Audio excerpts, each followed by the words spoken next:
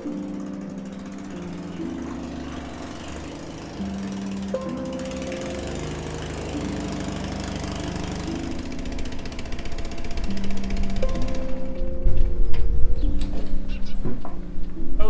I'm Oliver Pickard and welcome to beautiful Limousin, France. So today I'm going to be doing a little bit of work on Jolene. I haven't put a spanner to Jolene all winter other than doing the little fan mounts in a previous video. All I've been doing is driving her, and with it being the pandemic and stuff, I haven't put that many miles on Jolene. But I have been doing kind of regular trips to the supermarket and necessary journeys only. So she's been abused a bit really, driven loads and not really bothered with that much. But she's been absolutely fantastic. But I have a small crack in the exhaust manifold. There's a crack in the crack. So in today's video, that's what I'm going to do, because I was doing it anyway. I thought I might as well show you all and film a video. So I'll show you what's wrong with the manifold, and then I have a spare manifold over there on the other engine, on the spare engine, and we're going to take that one off, clean it up, and then just simply swap the two manifolds out. I could weld this manifold, but I don't want to today. I've got a lot of stuff. I'm really busy at the moment, so for now, I'm just going to swap the two out. It's a little bit hard to see, but there's a hairline crack just on the side of this weld here that's causing an exhaust blow. So I'm just going to take that manifold off that engine, clean that one up, and then swap the two out. So here is my spare engine, and I'm going to whip this manifold off and clean it up because it's a bit gross at the minute. And yeah, pop it on Jolene. I've had a few people ask me why I use this Facom lubricant stuff, because it's really expensive. The reason I use it is because it lasts about 3-4 times longer than a can of WD-40, even though it's super expensive, and it's slightly sticky, so it doesn't just run off everywhere. It tends to stay where you put it, which is handy. And I like the smell. It smells like candy, which has become a bit of a meme on this channel, but it does. It smells really nice. 12 mil. 90% of bolts on all the 2CVs are a 12 mil head, 7 mil bolt, which is not a bolt that you'll find on anything else.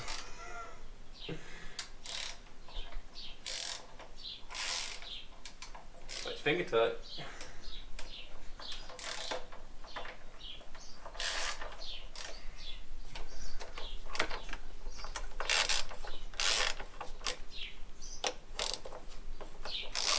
Not even finger tight.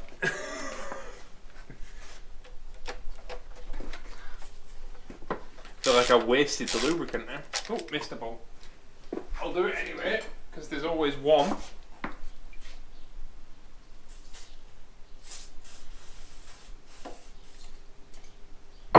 For those that don't know, this engine was actually underground when I bought it. There was a 2CV in a farmyard, and the 2CV was completely gone. There was no roof on it. There was plants growing up inside the car, and the front bumper and the entire front grille of the car was actually like indented in mud, and I had to dig the front of the car out, and the chassis was snapped. And we used a pickup truck to pick the front of the 2CV up, not a pickup truck, a forklift, to pick the front of the 2CV up enough so that I could get to the lower engine mounts to unbolt them. But it took half a day to get it out. But it's actually in really good shape. And I've swapped the voltage regulator off this engine on, because I took the entire thing. I took the engine loom as it is, and all the bits obviously in the gearbox. This is actually a traffic clutch engine. I've made a video with this engine before, but I took the voltage regulator off this engine and put it on Jolene, because Jolene's voltage regulator looked really good, but was actually in really bad condition inside.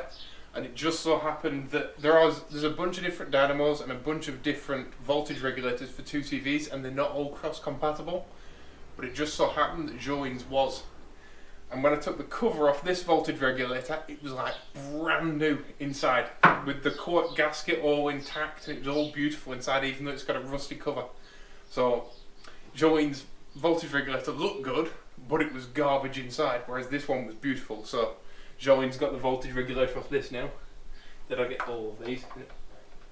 I did. 30 years in a farmyard, in the mud, and the bolts come straight off. This is why I love 2CVs.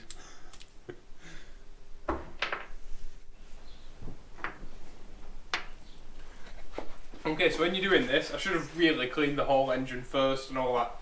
But, like I say, in a bit of a rush today. Now, these exhaust clamps, the bolts for them are a bit garbage. This one I actually had to hacksaw, because these bolts here, because whoever has been out this engine previously had replaced one of the nuts with an 11mm, and I think it may have been the wrong thread pitch and just like whacked on. The bolt itself was bent, and you can actually see how bent that is. It was bent and never coming off, so I had to hacksaw it. But if you buy a replacement exhaust, make sure that you keep your original exhaust clamps. If you can't keep your original exhaust clamps, buy the really expensive reproduction ones. Don't buy the super cheap reproduction ones. And even if your kit comes with the cheap reproduction ones, buy a set of the expensive ones. They're, like I said, they're more money, but they are worth every single penny, because the cheap reproduction exhaust clamps do not seal, and you will forever end up with an exhaust blow. The only way to make the cheap ones seal is to use tons and tons of exhaust sealant, and it takes ages to sort out. It's an absolute mess, so save yourself a lot of hassle. Now then, when we take this off, there are some star washers like that. That's Citroen's way of preventing these nuts from coming undone. And you have to make sure that you don't drop any in the engine. Ideally, you would have cleaned all of this first, but like I say, not doing that, because I have to be here all day. And you have to make sure you get them all, because the last thing that you want to do is drop one of these inside one of the ports. So, get some kitchen roll, jiggle it up. There were mice living in this engine previously, so I'm actually going to remove the gaskets.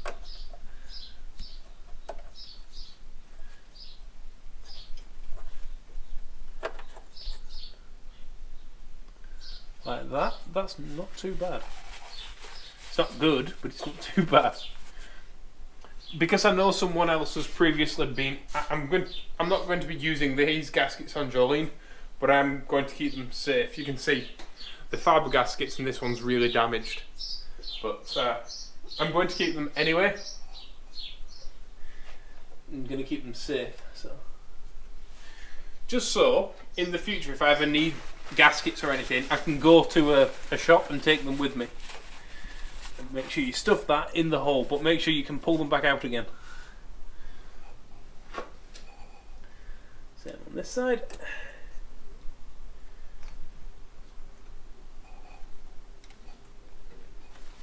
This engine, because it's been messed with, if it ever goes in another 2CV or something, I will completely rebuild it first.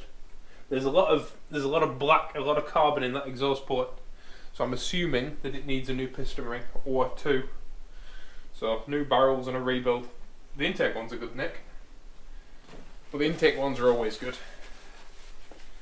Usually, unless things are really bad. Right.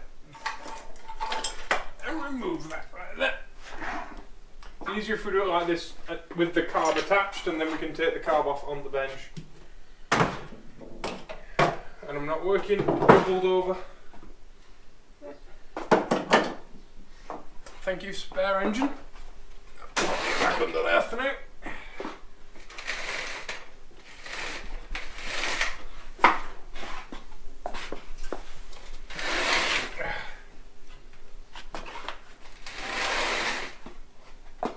A lot of people look at, there's my bolt that I hacksawed off. A lot of people look at unrestorable engines and unrestorable cars and just think, well, they're done, like there's nothing to salvage from that.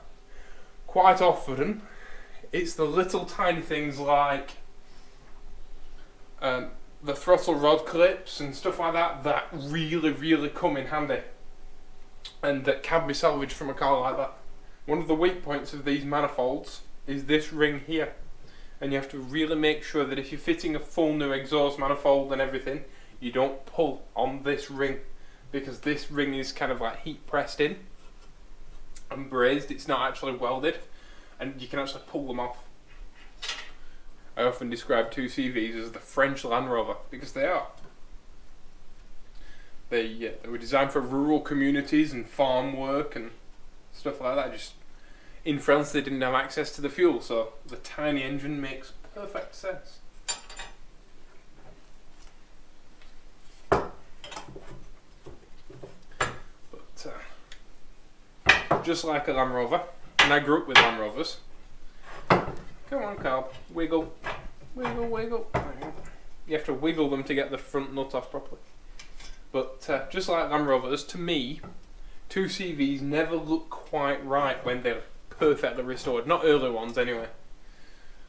They should be used. They should be slightly worn. There you go. Off it pops.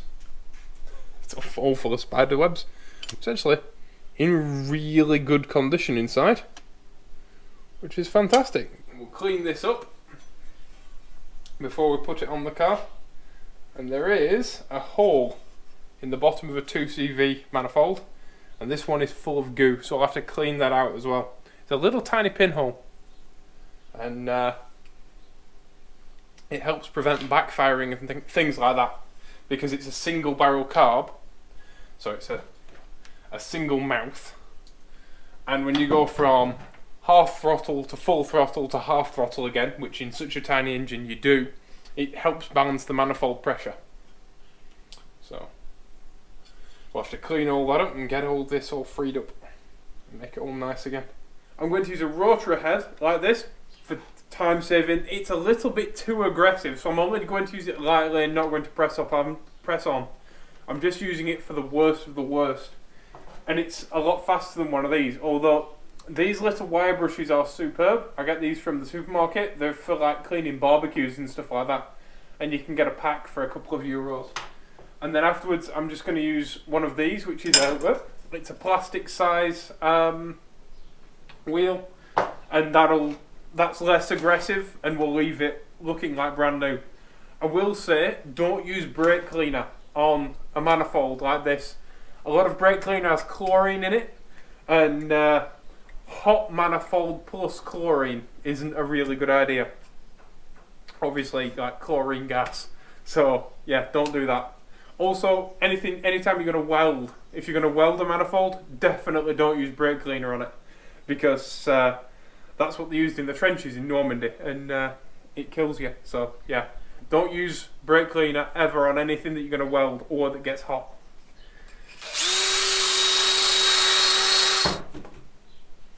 Well, you know a plan of sorting the exhaust out.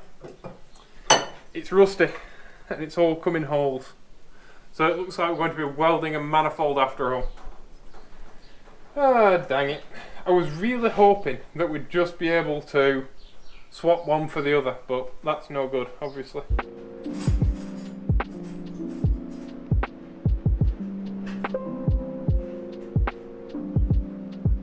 So much for best laid plans. I got dirty for nothing.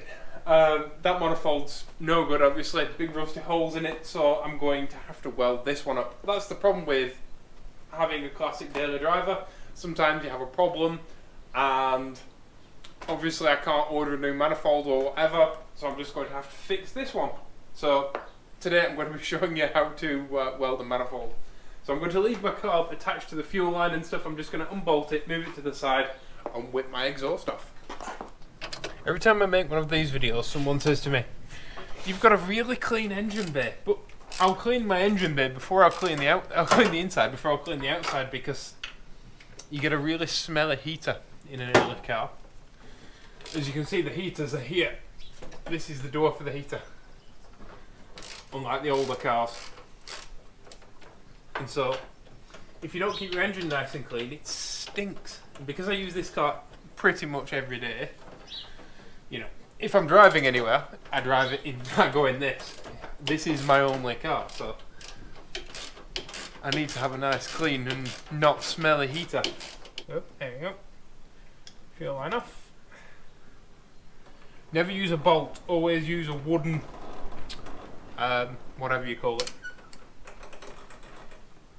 A wooden bung. You can see our crack. If I come over to the light, you can see our crack just there. It's a little hairline crack. So we're going to clean it all up. I'm going to take this exhaust clamp off, clean it all up, and then I can, you can see it's cracked right the way around. From there, right the way around to there. That will have been leaking considerably. And because my heater, of course, is around my engine and blows into the cabin, I'll have had exhaust gas blowing into the cabin, which is not very good for you. So I've cleaned the crack up with a wire brush, and now what I'm going to do is, because it's an old-fashioned messy weld, I'm actually going to go along the crack with my Dremel and just clean it away and just check that the crack doesn't continue under the weld, if you will. And then we will drill a 1mm hole in each end of the crack, and that will prevent the crack from carrying on. Because if you just weld a crack, the fault is still there, so when it heat cycles it might be okay for a while, but eventually it'll crack again. The key with Dremels, never turn them up full blast. You turn them up full blast and your bits last over 5 seconds.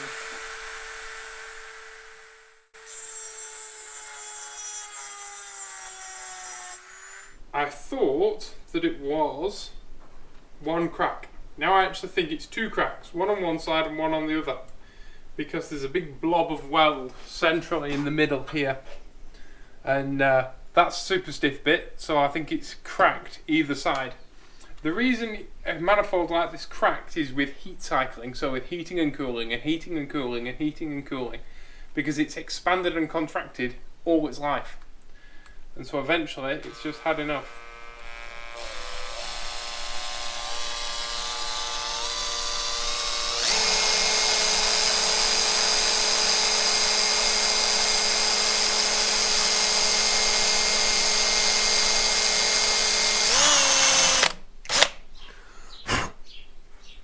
To show you, it starts where I've just drilled and it runs down here, down here, down here, along and down, and then there's another one on the other side that runs up and around. One day I'll be able to make a video on this channel with no filing in it.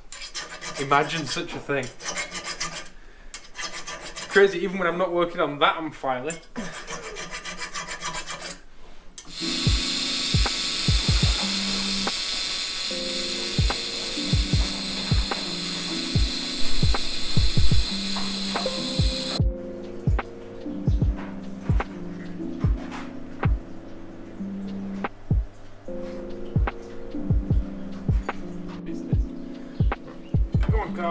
Open up, man. There we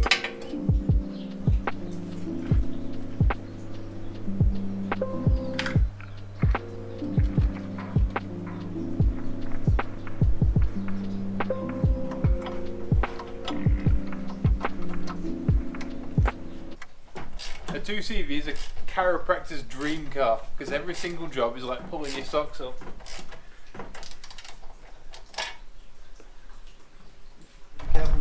Over time, but also don't forget one.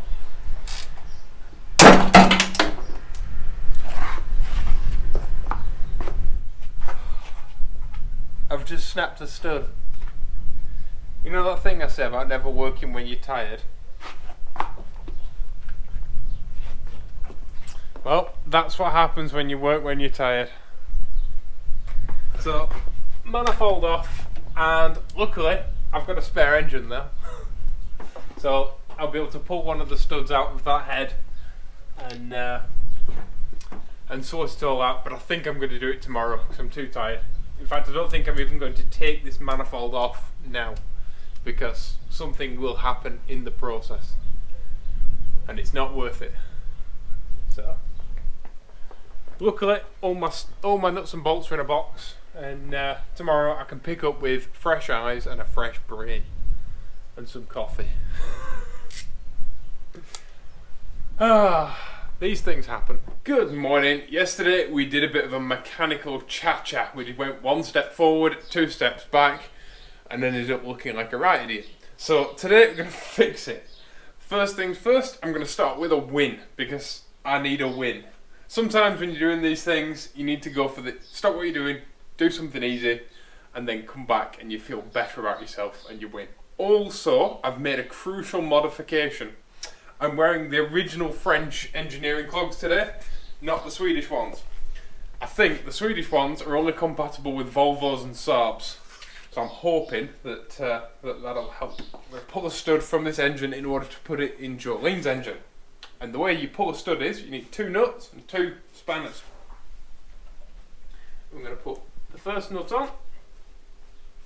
You don't need to put it all the way down.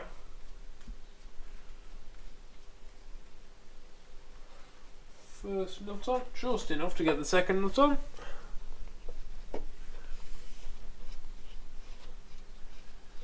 Like that. And then 2 spanners. And you tighten 1 spanner against the other. There we go. There we go. Can I do it with my hand? I can do it with my hand. There we go. And we're out. Right, unfortunately, the stud's not long enough to use 2 nuts and the thread's too damaged. So I've had to put a set of more grips on it, and it is just enough to get it loose. There we go. Fortunately, these studs are not stubborn.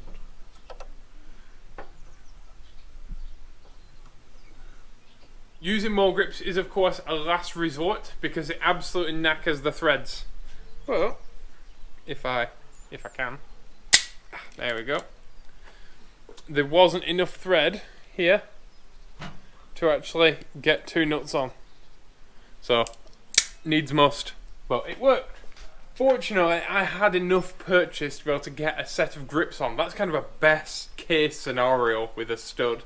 If it had snapped off flush with the head, as sometimes happens, I would have had to use one of these, which is an easy out. And it has a left hand thread.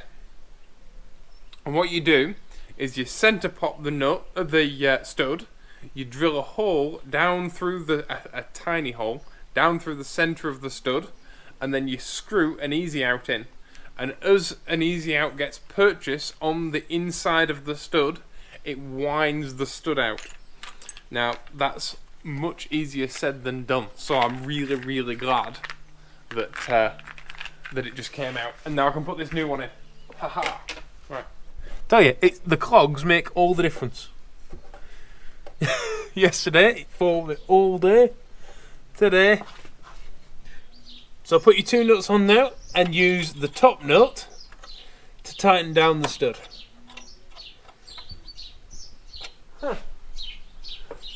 So the studs from the other engine are actually shorter. This is an intake stud, just the same, but it's a much shorter intake stud. That's weird.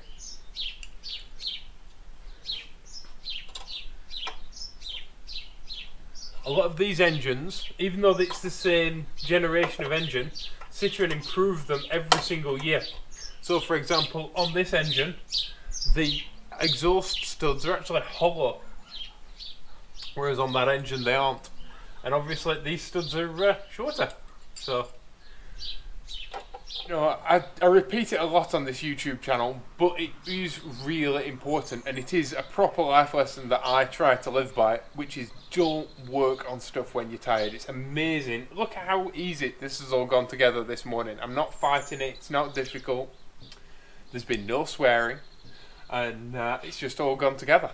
It's amazing when you've got a fresh brain and your fingers are fresh and you know you're awake and you've had coffee. Everything just flies together, and you can save so much time by just getting an early night's sleep and hitting it hard with a fresh brain the next day. You know, these reality TV shows where they're like, oh, we've been working for like 18 hours straight and all that. It's all rubbish. You can't do anything when you're tired. It's massively counterproductive. You know, some people might be able to work when they're tired, but I'm not one of those people. And you're much better having much higher productivity. Now, I think that's one of the reasons why they have, what is it, a 36 hour, 35 hour work week in France. Because then you work harder, even though you work less. So you actually get more done in the time that you're there.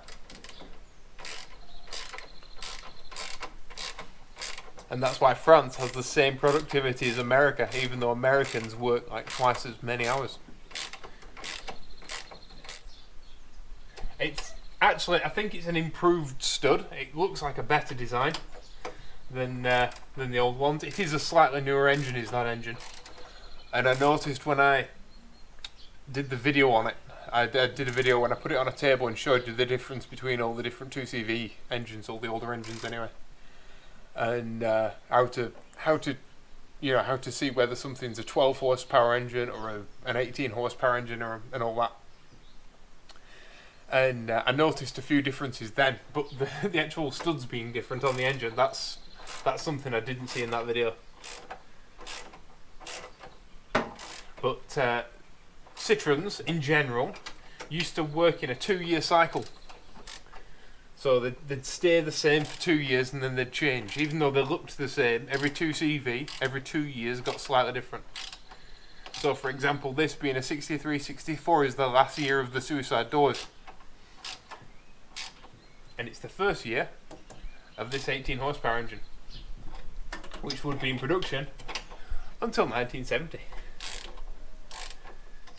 So all these magazine articles that always say, oh, the 2CV was in production since, you know, from the late 40s until no.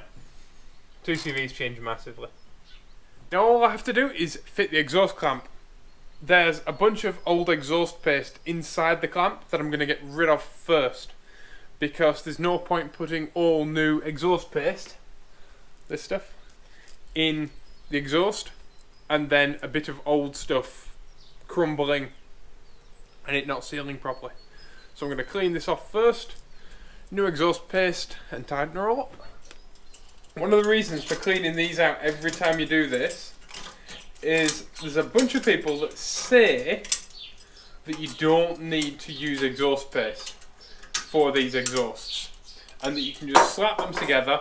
It's a push fit, and in a perfect world with a brand new manifold and a brand new exhaust that might be the case, but we've got a new reproduction exhaust and an original manifold that's 50 odd years old. So okay, now this exhaust mastic, this particular one, there's a bunch of different brands. The one I'm using I actually don't like very much, but I've got, so I'm using it. And it tends to separate in the tube, so make sure you give it a really good kind of squidge round and shake before you use it.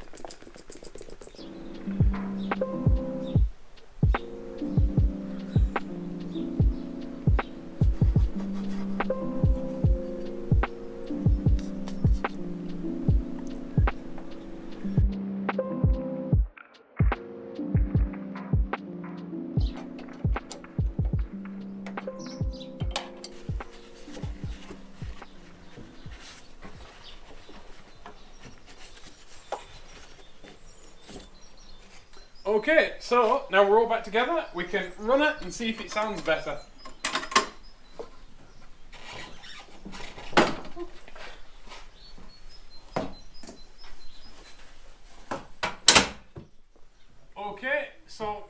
together now. Let's see if it sounds any better. A little bit of choke.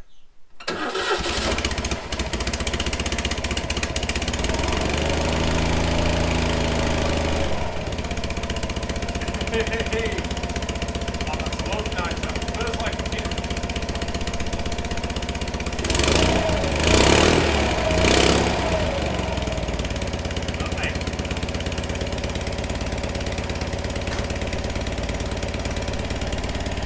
So that's it for this week. Thank you all for watching. If you have any comments or questions, please leave them down in the comment section below. Please be awesome to each other. If you're interested in any of my social media, then that's all down in the description below. Thanks for watching. I'll see you all in the next video. Bye bye.